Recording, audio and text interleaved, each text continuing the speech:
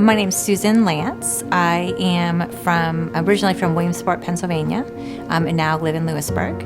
I am currently the Vice President of Student Life at Susquehanna University.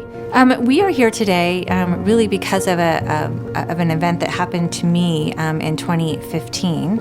I was the Dean of Students at Bucknell University at the time, and it was spring break for us, and so was really enjoying some downtime, some time with family, and totally out of the blue, I experienced cardiac arrest. It was 2:33 a.m. in the morning on March 8th, and my husband noticed something was off. I was starting to make noise, starting to make some movements, so he woke me up. After that, I started what he thought was seizures and then became cardiac arrest, and he and my 16-year-old son performed CPR on me. It's a little bit of a blur, but I remember waking up. I go back to sleep and waking back up. Peter woke me up and told me I had to go help Dad. So I went there, and Mom was unresponsive, and Dad was trying to wake her up. And then I called 911 and got an ambulance on the way. And then we noticed Mom was turning blue, wasn't breathing, so we started CPR. He called the ambulance back and said, "We're starting CPR." After he got my younger son, Peter, organized to turn on the lights and open the door for the ambulance crew, he came back upstairs and relieved my husband from CPR and performed CPR until the ambulance arrived. The doctors decided that they would transport me to the hospital at UPenn, but my family was told, "We're not sure she'll make the helicopter ride, so you might want to say goodbye to her now." You know, it's very rare to survive an out-of-the-hospital cardiac arrest, and the doctors really indicate that it was the immediate care that I received, from the CPR, from my family to the first responders, and then the doctors at every of the 3 hospitals that I attended. So I'm incredibly thankful that my family knew CPR. I'm incredibly thankful for the great care that I received.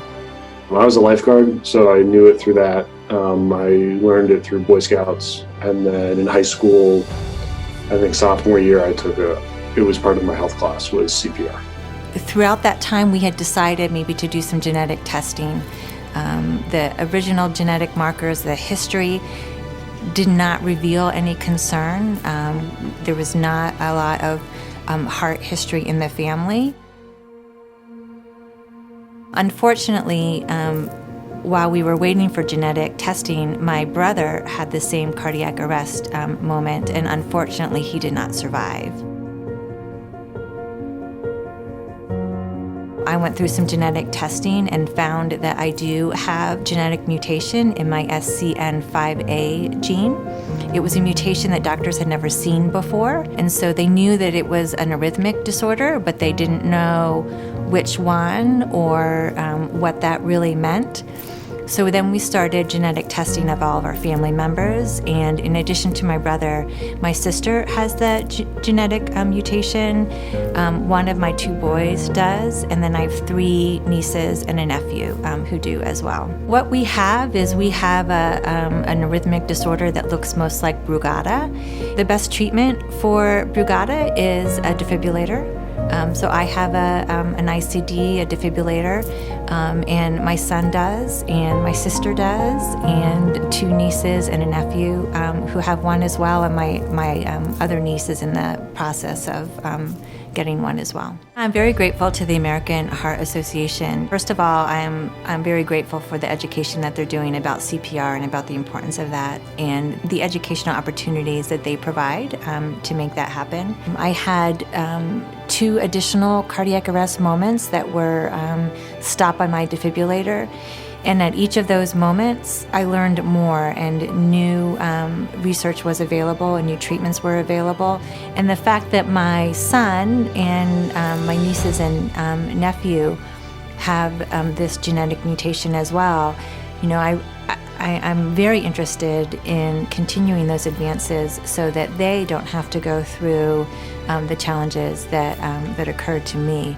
I think that information is power. We were asked, do you want to know the genetic information? And I let both my boys make that decision. Everyone said yes, because information is power, and we know that there's some treatments now, and we're hopeful that there will be additional treatments and information in the future. So knowing that we have this genetic mutation, I think is helping us make good decisions and helping us plan for the future.